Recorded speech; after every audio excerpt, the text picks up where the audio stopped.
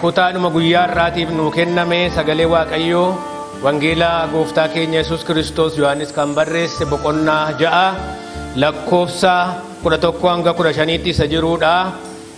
Ol kaanee dubbifnee achumaanii Waaqayyoon kadhannee deebinee teenya. Ani akkas jedha booddee kootiin Yesuus jedhame ofii isaatii jedhame waan gochuuf ture beeka ho'edha. Kadhanna Waaqayyoon. Yesuus ofii isaatii waan gochuuf ture beeka. Waa'ee jireenya keenya hundumaa, waa'ee mana keenya, waa'ee dhala keenya, waa'ee siyaasaa, waa'ee dinagdee, waa'ee hawaasummaa Yesuus waan gochuuf jedhu beeka. Ameen ameen. Meerra deebi'aa waa'ee kana hundumaa sammuutti yaadaati. Yesuus waan gochuuf jedhe beeka jedha.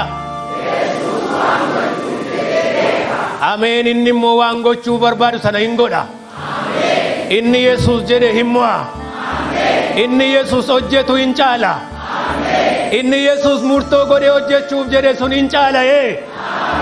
Isa nu odeessinurraa, isa nu yaannurraa, isa haalli dubbaturraa inni nam hin beekne garuu Yesuus hojjechuuf jedhu sun hin caala.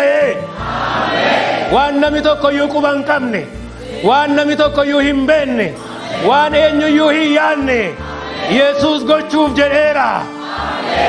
Ameen ameen. Galanni guddaan siif haa ta'u. Ati dhuguma waan gootu qabda. Kaleessas wanta nu hin beekne waan baay'ee gooteetta. Waan biyyi kun hin beekne waan baay'ee gooteetta. Waan sabni kun hin beekne waan baay'ee gooteetta. Ammas ati waan gochuuf jettu qabda. Kan ammoo sagalee keetu dhugaa nuu baa jira si haa galatu. Ameen si haa galatu. Egaa nu gargaari. Saba wanta digootu ilaalee argeetti gammadu akka taanu nu gargaari. Saba wanta hojjettu arganii qooda keessaa qabaatanii hirmaatanii itti jiraatanii irraafan akka taanu nu gargaari.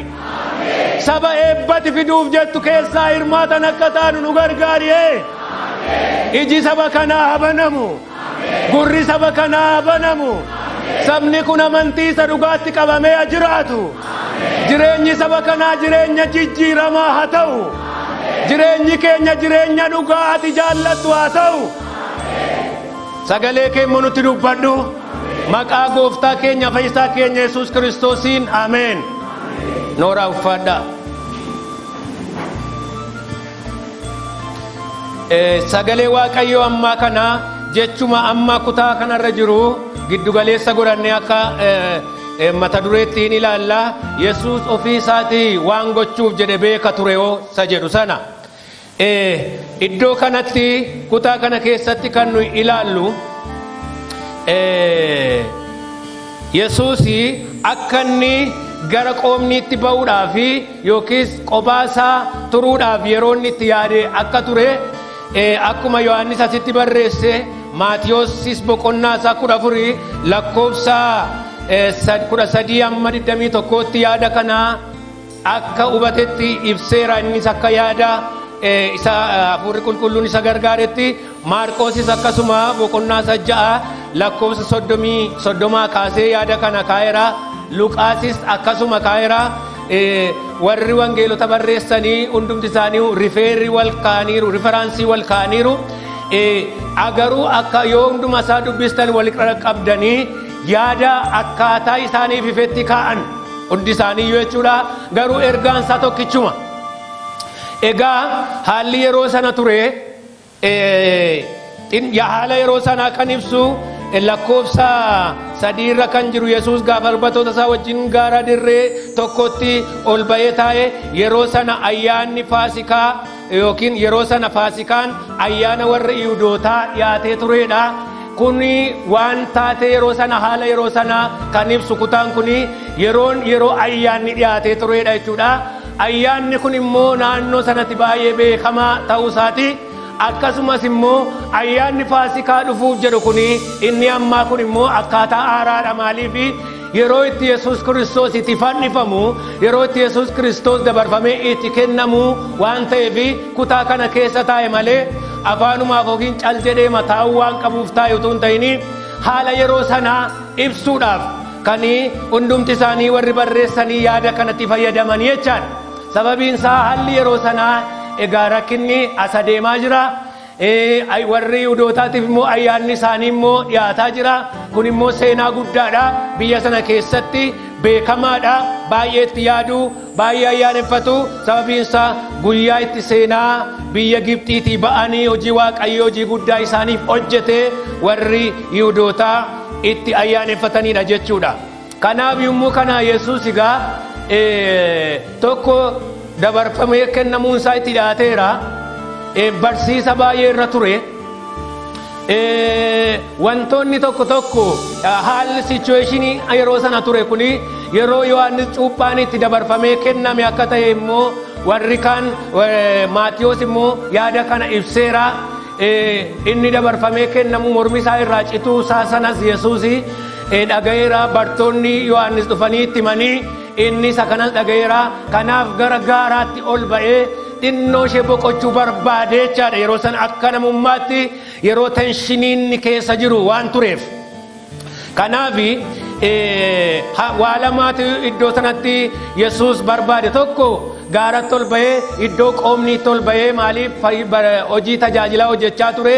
Warri kaan yeroo ibsanii amma yeroo nyaataa dhabanitti Yesuus barsiisaa tajaajilaa milkita garaagaraa akka gochaa turedha. Kanaaf yeroo boqochuu yeroo iddoo qoomni barbaade. Lammaffaa immoo bartoota isaa qobaatti barsiisuu barbaadee ture. Garuu yommuu inni kana gochuudhaaf gara gaaraatti ol ba'e immoo haalli akka inni yaade hin taane wanta ta'eef maaliif namoota danuutu gara isaa dhufaniidha. Namoonni danuuni isa barbaachaaf gara isaa dhufan. Iddoo kanatti wanta Yesuus jara kanatti dubbate irraa kan ilaallu wanta namoonni kun Yesuusin barbaadanii fi fedha isaanii giddu galeessa godhataniiti malee tokko wanta Yesuus itti dubbate kana ayyaana Faasikaa dhiyaataa jiru kanatti taatee ta'uuf jedhu kana gadi fageenyaan hin hubanne jarri kun. Lammaffaa immoo wanti isaan hin hubanne kanaan wal qabatee Yesuus kun eenyu akka ta'e sirriitti hin beekne jechaadha.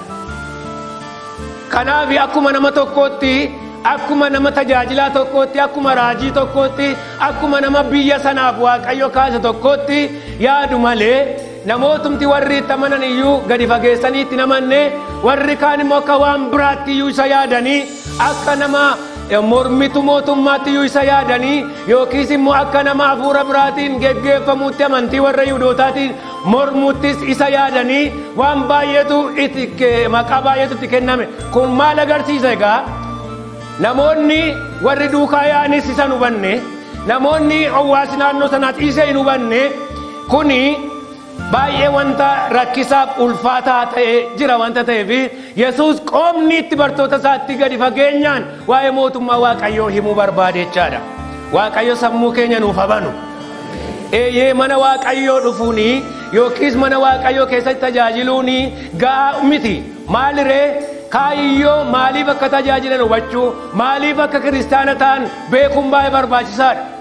Nuuni isa kanan beeknu yoo ta'e hundee kiristaanummaa, bu'uura kiristaanummaa, waa'een dubbii Waaqayyoo jedhu maaliif akka Waaqayyo nu barbaade sirriitti hubannu yoo ta'e Waaqayyoonis nama sin rakkifna, ofiis hin rakkanna, biyyis hin rakkata. Wanti hundumtuu rakkinaan kan guute ta'a jechaadha. Kanaaf Yesuus bartoota isaa kanaa qoomni itti barsiisuu barbaadeera. Namoonni danuun gara isaa dhufan kun immoo amma immoo isa yaachisan.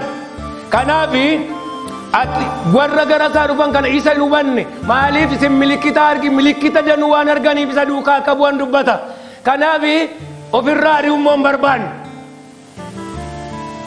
Warri wangeela barsiisan kun arfan isaanii akkaataa garagaraatti ibsan. Warri kaan Yesuus namoota kana yommuu ilaalee akka hoolota tiksee hin qabnee ta'uu isaanii argee jedha. Kanaaf maal murteesse Yesuus yeroo kana iddoo kanatti wanti inni godhan isinitti hima. Namoota kana barsiisuu barbaade. Namoota kana kan jijjiiru, namoota kana waan yaada koo bakkee koo kaayyoo koo kana kan hubachiisu haa dhufan of fedhe dhufuun isaanii gaariidha. Baga dhuftan hundumti keenya baga dhuun garuu waan hubachuu nurra jiru hubachuu qabna. Dhufuun duwwaan gahaa miti. Yesuus namoonni kun danuu ta'anii gara isaatti yaa'u kana hin jibbine. Utuma dadhabee jiruyyuu, utuma boqonnaa barbaaduyyuu, utuma qoomni barbaaduyyuu hin jibbine. Kanaaf maal godhe? Isaan barsiisuu fo'ate. Maaliif? Barsiisatu murteessaadha. Barsiisatu jireenya namaa geeddara. Dinqiin inni hojjetame suni akka isaan miira keessa galanii Yesuus gadi fageenyaan ilma Waaqayyoo ta'uu isaa hubatan isaan godhe. Utuu hin ta'in miira keessa galanii gammadanii rakkoon isaanii waan furameef akka raajii tokkotti akka ilaalan isaan godhe. Kanaaf ammayyuu jara kana barsiisuu qaba. Maaliif? Yesuus raajii miti wanta ta'eef. Yesuus ilma Waaqayyooti, Waaqayyoodha. Yesuus nama dhugaadha, Waaqa isa dhugaadha wanta ta'eef dhugaa kana akka isaan hubatanii fi nama ta'ee isaan gidduu jira yoo ta'eyyuu Waaqa dhugaas ta'ee isaan gidduu jira wanta ta'eef isaan hubachiisuudhaaf barsiisa itti fufee barsiise. Wantoota itti fufee barsiise sana keessaa waa'ee gara dinqii isaan hojjete gara booddeetti yoo dubbadhe barsiisni barsiise sana keessaa maa inni dinqiin hojjete sana irratti hundaa'ee waa'ee buddeenaatiin qabee buddeena nyaatan wanta ta'eef akkaataa ajaa'ibsiisaatiin Waaqayyo buddeena isaan nyaachise waan ta'eef ammayyuu inni waannaan isa kana miti. Buddeenni jireenyaa ana, inni Waaqarraa gadi bu'e ana. Gaafa inni jedhee barsiisu xinnoo waan mu beekumsaa wayii immoo qabu. Innaan waa'ee Musee itti kaasan. Isuma Museenii maannaa lafa onaa keessatti saba isaatii fi arcaasee dinqiima kana fakkaatu akkuma Musee hojjete kan jedhu buddeen daabboo yookiin buddeena 5 qurxummii 2 baay'ate sana akkuma abjuu wayitti namni sun nyaate waan ta'eef isa yaadi sun immoo sammuu isaanii keessa jira waan ta'eef akkuma Musee dinqii godhee raajii hojjeteetu nu nyaachisee kan jedhu waan yaadaniif isa kan Musee miti kunedha. Ammayyuu akkas miti hubannaan keessanii kanarra fooyya'uu qabaa. Namoonni simbira jirutti yuutuu himtanii hubannaan keessa ammati beekturra fooyya'uu qaba jedhame. Fooyya'uu qaba hubannaan keessa miti isa kan Musee miti. Isa maannaa Waaqarraa harca'ee sabni Israa'el lafa onaa keessatti nyaatan miti. Amma buddeenni jireenya anumatu Waaqarraa gadi bu'e. Inni kun immoo dhufaatii ayyaana Faasikaa wajjin kan wal qabatu, du'ee du'aa ka'uusaa wajjin kan wal qabatu, seenaa qophaa'u, waa'ee irbaata Gooftaa dubbachuu barbaade. Isaaniif ammayyuu inni kun hin galle. Wanta Waaqayyo dubbatu irraa fagoodha. Kanaaf isa kana qabee yaada waa'ee jireenya bara baraa, waa'ee nyaata bara baraa, inni dinqiin amma ta'e kuni amma buddeeniif qurxummii isin nyaatan kuni isuma isin qabdantu baay'ate isuma biyya lafaa kanaati dinqii yoo ta'eyyuu. Al tokko dinqiin yoo namaa ta'e yoo dhukubatti fayyanis yoo waan kamitti yoo fayyani yoo seenaan namaa jijjiirame abbaa makiinaas abbaa konkolaataas ta'ani isa Waaqarraati moo isa lafarraati kun? Isa yerooti moo isa bara baraati? Isa yerooti. Isuma kana kan bara baraa kan itti fakkaatu moo jiru namoonni? Bakka yoo amma kaanii makiinaa bitanii isa Waaqayyo dubbatee waan garagaraa ta'e yoo fayyanis waan lammata deebi'anii dhukkubsan itti fakkaata. Inni immoo televiiniitti nuun darbu isa isaan fayyan duwwaa darba malee inni isaan lammata dhukkubsatan immoo nuun darbu waan ta'eef hin agarru. Silaa nu banna turre jechuudha guutuu miti wanti tiiviidhaan nu dabarsan sun jechuu kooti. Isuma taate yeroo sanaa ta'u malee ergasii immoo namichi maal ta'ee kan jedhu yookiis immoo taateen garagaraa isa garasitti wanti ta'u immoo hin darbu.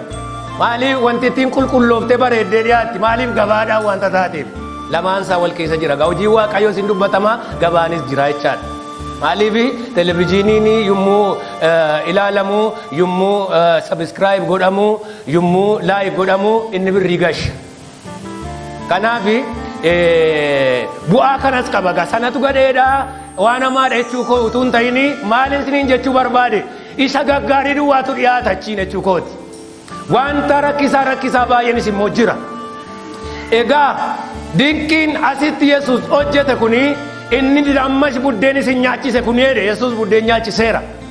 Inni isa lafarraati waan ta'eef maaliif hubannaan keessan isa kanarra caalee waa'ee isa buddeena Waaqarraa gadi bu'ee maaliif waa'ee isaan haasoftanii isaaf nan barbaanne isinii waa'ee san Waaqarraa isa buddeena bara baraa sanaaf na barbaadan utuu hin ta'in buddeena waan nyaatanii quuftaniif na barbaadanii jedheetu tokko yaada kana isaanitti dubbate. Dinqii yookiin milikkitatu furmaata ta'u utuu hin ta'in Yesuus barsiisuun akka furmaata ta'u waan beekuuf dinqii itti fufee hojjete utuu hin ta'in itti fufee barsiise. Laasa kana hubadhaa amantoonni keenya ciccimoodha waan ta'eef nuyi waldaan keenya kanaan adda ta'uu qabu hubachuus qabu. Keessumatti bara kana keessatti barsiisaan yookiin immoo warri Luuteraan waldaan Makkaaniis maalitti amanu? Barsiisatti amanu. Barsiisi sammuu namaa hin jijjiiraa, barsiisi qalbii namaa hin jijjiiraa, barsiisi jireenya hafuuraa namaa hin jijjiiraa, barsiisi sammuu namaa gaafa jijjiiramu, seetaappiin sammuu namaa gaafa jijjiiramu, haalli dinagdee namaa hin jijjiiramaa, haalli hawaasummaa namaa hin jijjiiramaa. Barsiisi waan hundumaa jijjiira. Biyyuma lafaa keessatti iyyuu jireenya hafuuraa keessattis akkasitti hubatama. Gooftaan keenya Yesuus Kiristoos isin barsiise. Waaqayyos gaafa jalqaba jannata keessatti nama uume, jannata keessatti jara kana hin barsiise. Maal jedhe? Ilaa isa kana eegaa. Instructioniidha kun yookiin barsiisa kun yookiin gorsa kun. Isa kana immoo tottolchaa, asirra ba'aa, asirra hin bayinaa jedhee jara kanaaf kophaasaa kan barsiise Waaqayyoodha. Museedhaanis saba kana barsiisee Yesuus Kiristoosis gaafa dhufee barsiisa irratti xiyyeeffate. Dinqiiwwan inni hojjetee fi barsiisa inni barsiise yoo wal bira qabdanii ilaaltanii baay'inaan qabiyyeen hojii isaatii barsiisatti caala.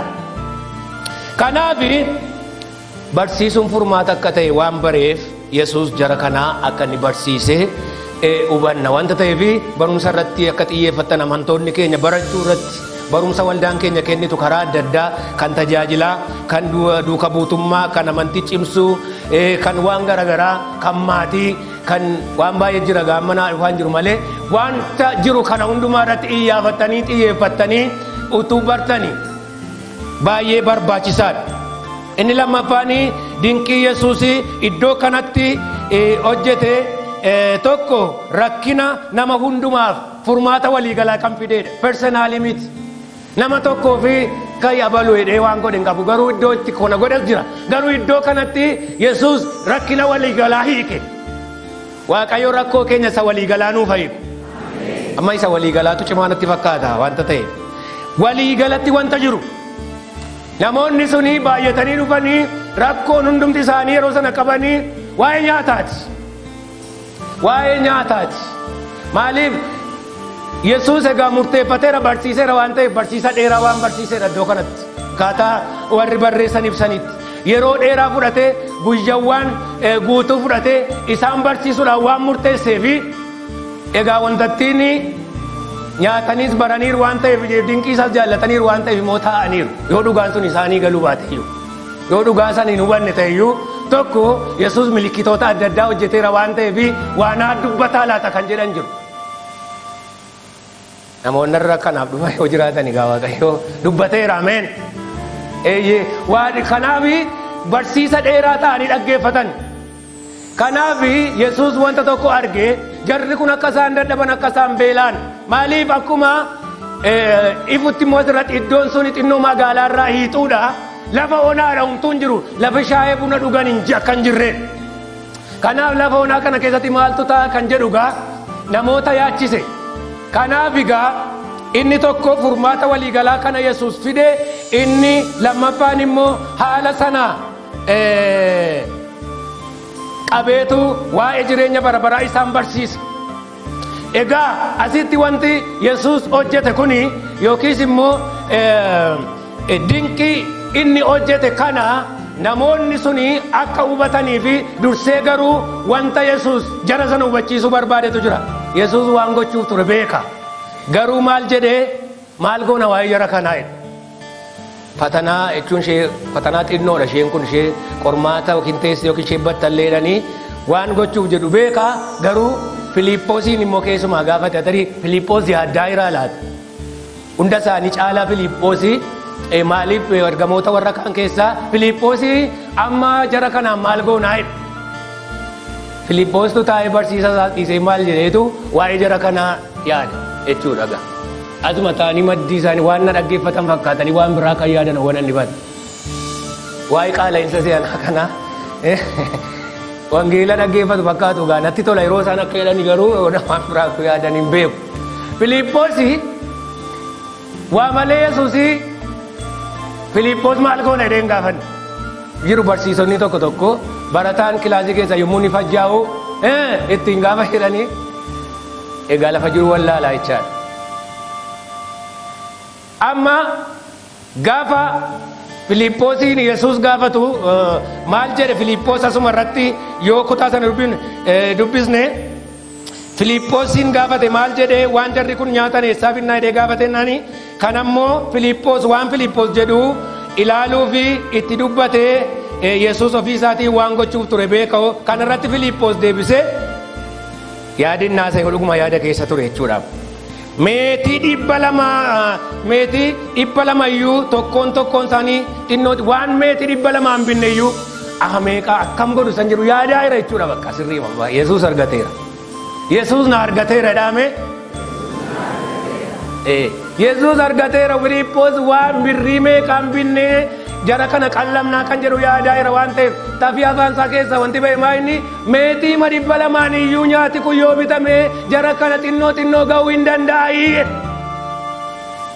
Wanta isin herrega isaa hojjettanii ennaan ta'uu didee Yesuus waan gochuuf jedhu beeka. Wanta nu herrennee jireenya keenya keessatti herrennee akka biyyaatti herregnee akka maatiitti herregnee garuu wantichi hin ta'enne Waaqayyo waan gochuuf jedhu beeka. Sakana sirriitti amanuun barbaachisaadha. Maaliif Waaqayyo wanta sana gochuu duwwaadhaaf utuu hin ta'in Yesuus waan baay'ee wanta nu gochuu hin dandeenye baay'ee nu godheera. Keessumatti jaalalli Yesuus Kiristoos nu jaallate akkuma amma faarfannaa keessatti dhageenye nuuni tola akka jaallatamne gatii tokko malee akka jaallatamne beekumsaan dandeettiidhaan namni kamillee gochuu waan hin dandeenye Yesuus nu godhe. Ameen. Kanaaf Yesuus ammas wantoota xixinnoo nu itti yaadnuuf nu kana akka ofii keenyaatti akka mana keenyaatti akka hawaasaatti akka biyyaatti wanta nu yaadnu kana waan gochuuf jedhu beeka Waaqayyo. Ameen. Harka keessan mirgaa gara Waaqayyootti ol kaasaa yaa Waaqayyo jedhaa. Ati waan gochuuf jettu beektaa jedhaa. Si amanadhee akkan jiraadhu na gargaari jedhaa. Kanaaf herrega isaan nurkaa balleesse nama harkaas warra beekna jedhan hirkaas warra biyya bulchina jedhan hirkaas warra akkas goona jedhan hirkaas humna isaanii ol godhe Waaqayyo ofii hojjechuudhaaf hin yaadda'inaa. Waa'een keessan humna namaatiin ol yoo ta'e humna ofii keenyaan ol yoo ta'e humna dinagdee keenyaan ol yoo ta'e Waaqayyotu hojjechuuf jedha. Waaqayyo waan gochuuf jedhu waan qabuuf humna hundumaa ol godhe. Kanaaf Filiiphoos asitti wanti inni yaaddeef sodaate gaa Yesuus beeka ofii isaatis waan hojjechuuf jedhu waan beekuuf garuu Yesuus hin gaafate. Kanaaf egaa Yesuus ofii isaatii waan gochuuf jedhu utuu beeku waan isaan jedhan ilaaluudhaaf addumaan Filiiphoos abbaa dhimma kanaa waan isaan jedhan ilaaluudhaaf maal goonaa jedhe akka waan furmaataa hin qabneetti akka waan furmaatis harka hin jirreetti hin jedhu mini namoonni kana Waaqayyo iyyuu furmaata dhabeera. Kana Waaqayyo iyyuu furuu hin dadhabeera.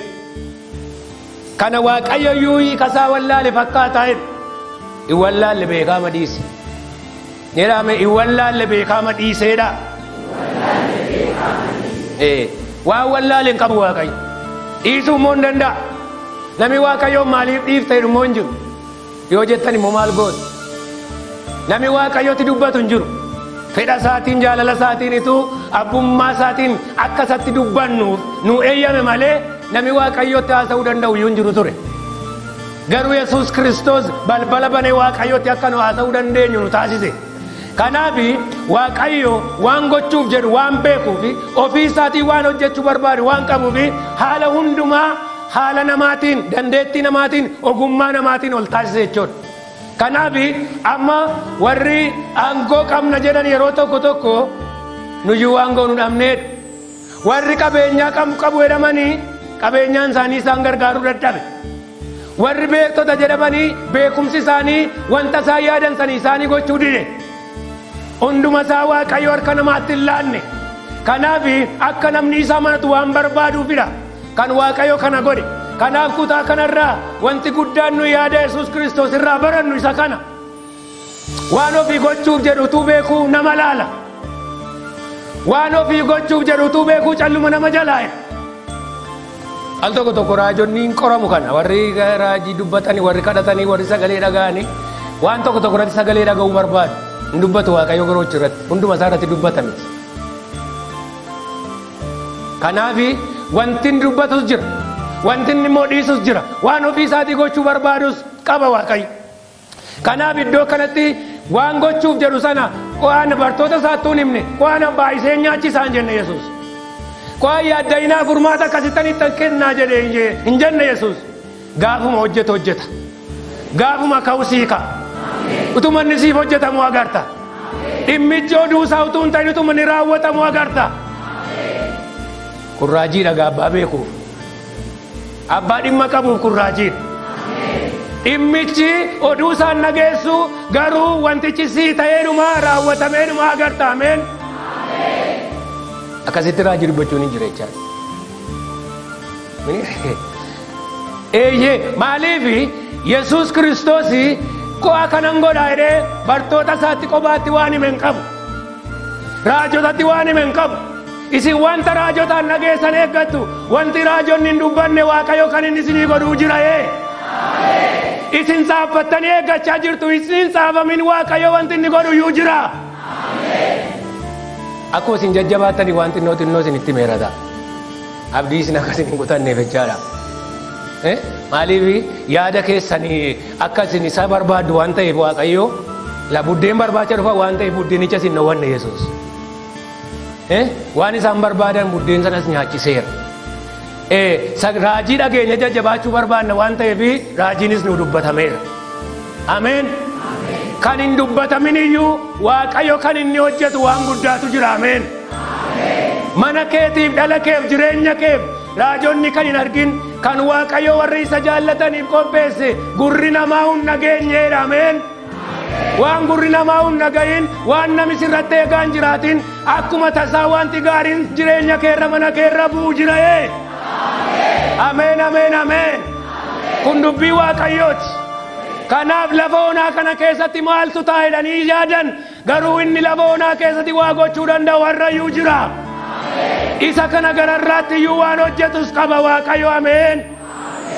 Kanaaf garuu jireenya keenya keessatti yeroo Waaqayyo waa gochuuf jedhu sana nu gaafatu sana jireenya keenya keessatti jabaachuun qormaata sana fatanaa sana jabaannee darbuu danda'u nurra jiraata.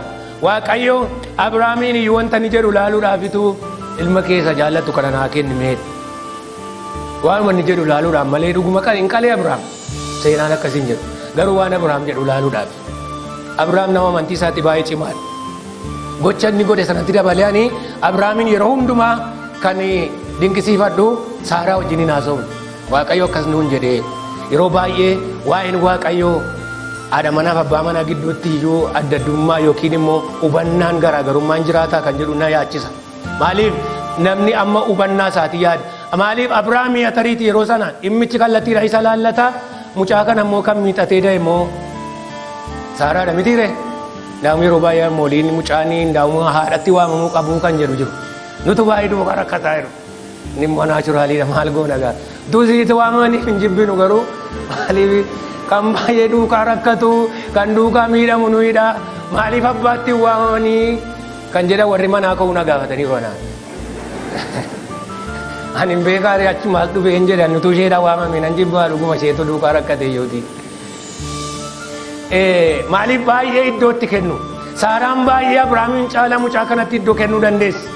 Abrahaam cimaa wanta ta'eef lapheen isaanii xinnoo kanarratti dadhaboo wanta ta'aniif jabina waan hin qabneef Saaraadhaan dhannee Waaqayyoof aarsaa dhiyeessine dhumna jedhe malee Waaqayyootu Yisihaaqiin aarsaa naa dhiyeessi jedhee hin jenne. Hin darbe fatana achumatti darbe gaafuma icciitii sana eeggate darbe Abrahaam.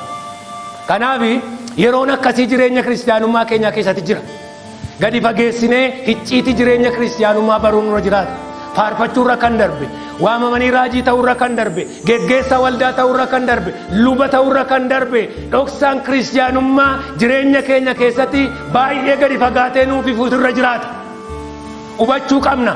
Kana hin hubannu yoo ta'e maal goona wanni dhaba ija dhaba kiristaanummaan keenya lafa qormaataatti mogoleen keenya nu bu'a jijjiiramni jireenya keenya keessatti mul'ataa deemu dhibamuu danda'a.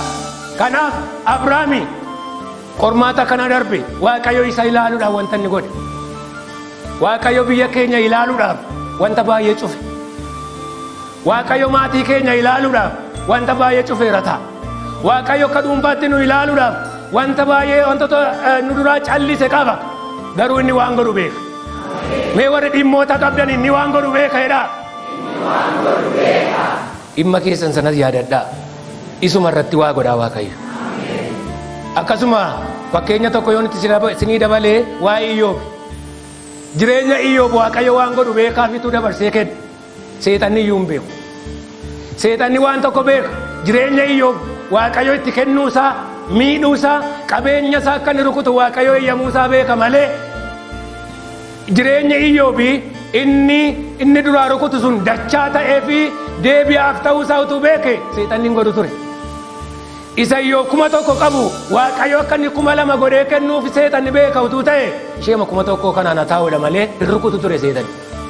Waan Waaqayyo sii gochuuf jedhu seexanni hin beeku. Namoonni garuu seexana cimaa godhanii ilaalan maal akka ta'e hin beeku. Baay'ee lolu seexana dhuguma egaa loluun turuudha dhuguma akka namaatti nutti cimaadha isa tuffachuu koo miti garuu isa cimaa nurra caalutti cimaa miti. Isa cimaa nu wajjin jirutti cimaa miti seexanni. An badaa yaadadhu. Dhugaa isinitti mul'ate badaa maaliif namoonni dur ijoollee yeroo ijoollee turre warri ciccimooni akkuma namni isaan lolu naannoo kana jiru yaadatan. Bashannanii ni jiraatu warri kaan garuu bibirrataa deemti. Ijoolleen naannoo kanaan attumti laata itti sodaatti waan ta'eef. Kan nu yeroo hundaa waa'ee seexana loluudhaaf ariifannu maaliif hin sodaanna waan ta'eef. Dhugaadha. Miidiyaan waa'ee waan tokko afarseenaan wanti ciccimaadha. Mootummaa dhumtii waa'ee rakkina tokko afarsee yookiin wanti tokko baay'ateennaanii wanti sun akka biyyaatti akkasiin itti yaaddaniifidha wanti ciccimaadha wanta ta'eef. Kanaaf yeroo baay'ee waa'ee seexanaa miidiyaa irra oolchuufiin seexanni hin gammachiisa malee badaa waan seexanaa wanni ta'uu qabu. Akka wanta Waaqayyo akka waan hin jirree godheera ameen. Fannoo irratti cinqaarsisee lammata akka inni nurratti humna hin godhannetti cubbuunis wanti kamiyyuu kan jedhu macaafa qulqulluudha. Kanaaf egaa warri humnatti gootanii hin jajjabaatu waan ta'eef seexanatti baay'ee humna godhuun barbaachisaa miti. Iyyoobi yeroo kana taatee sarratti ta'e irratti seexanni iyyuu hin beeku garuu lola gurguddaatu jireenya isaa irratti ta'ee inni garuu qormaata sana hundumaa danda'ee haati manaasaa garuu xinnoo ishee achitti qormaatatti kufteetti garuu haadha manaasaa immoo deebitee mataateetti hidheen abdadha. Maaliif haadha manaa kan biraa fuudhe hin jiru. Jireenya Iyyoobsa eebbifamee isa deebi'ee waxxaatii ta'e sana lammaffaa gaafa deebitee wajjin jiraatte illee yaani laata isheen kan jedhu yaada. Maaliif wanti Waaqayyo hojjetu wanti Waaqayyo godhu wanta afaan nama qabachiisuudha wanta ta'eef. Namni kanatti amanu jira. Wanta Waaqayyo hojjetu isinitti hima. Haalli keenya baay'ee rakkisaa yoo ta'e iyyuu haalli dinagdee, haalli siyaasaa, haalli hawaasaa, haalli kamiyyuu baay'ee ulfaataa yoo ta'e iyyuu Waaqayyo waan afaan nama qabachiisu gochuu danda'a.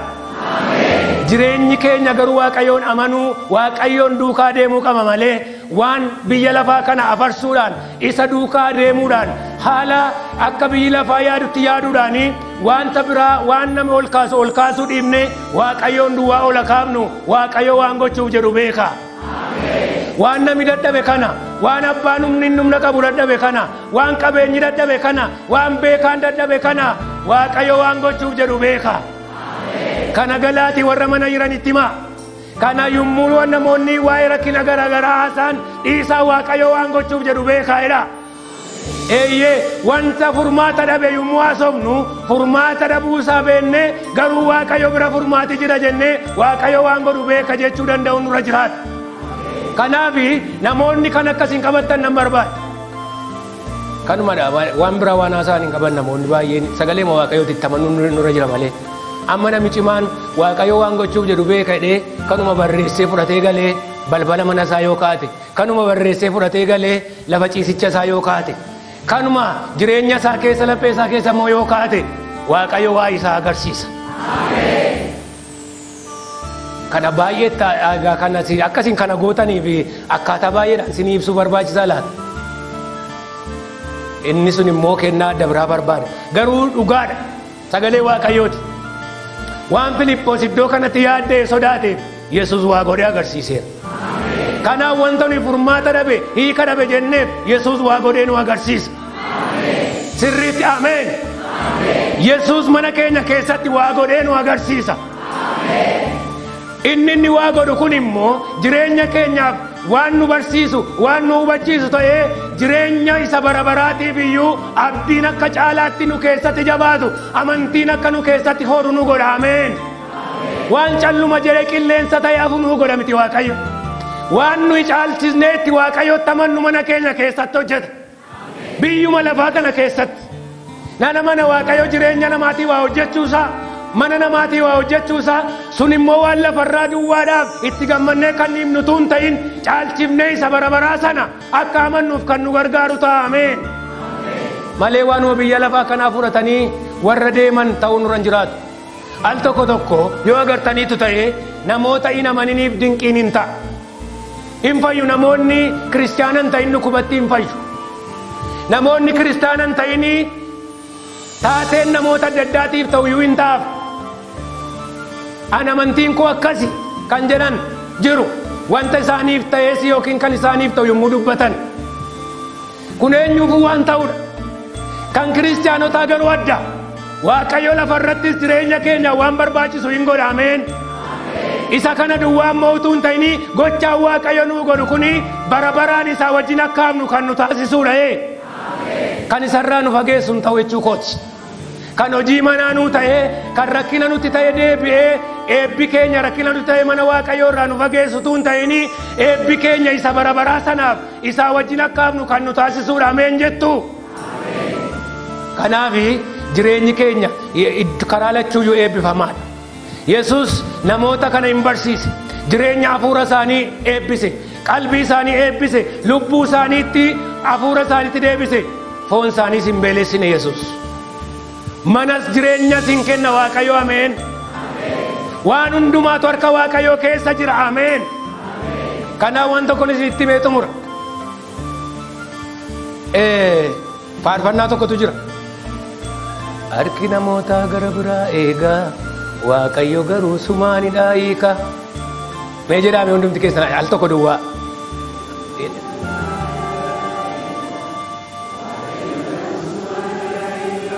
Eewun hidhaan immoo kan eewuti.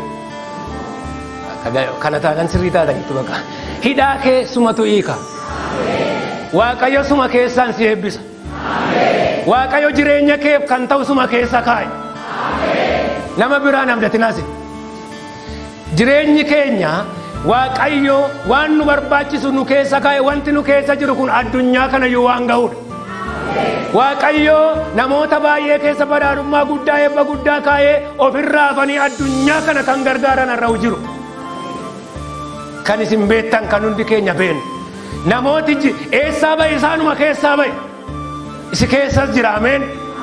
Wanti si ga'u wanti sirraafu wanti hidhaa kee kusuma keessa jira. Kanaaf waa'ee nama biraa eeguuni faarfannaa isaa faarfachuu duwwaa utuu hin ta'inii asumatti waa abaluu waa godhaa utuu hin ta'inii sumatu Waaqayyo karuma kee hidhaa jireenya keetii hiika. Waaqayyo karuma kee hidhaa mana keetii hiika. Waaqayyo karuma kee abbaa manaa kee irraa hidhaa hiika. Waaqayyo karuma kee haadha manaa kee irraa hidhaa hiika. Waaqayyo karuma kee ijoollee kee irraa hidhaa hiika. Waaqayyo karuma ijoollee keessanii maatii keessanirraa hidhaa hiika. Waaqayyo waan barbaachisu numa keessa kaa'ee. Gara biraan eegina. Maaltu na keessa jira jedhaa barbaada. Maaltu jira jedhaa barbaada. Isaanuma keessaa bahe bartootuma keessaa bahe achuma keessa jira. Gurbaama tokko nu keessa jira jedhan. Nama tokko qabaa jedhan. Waanuma isaan keessaa bahe sanatu sa'aatii sana furmaata ta'e galanni Waaqayyoof haa ta'u.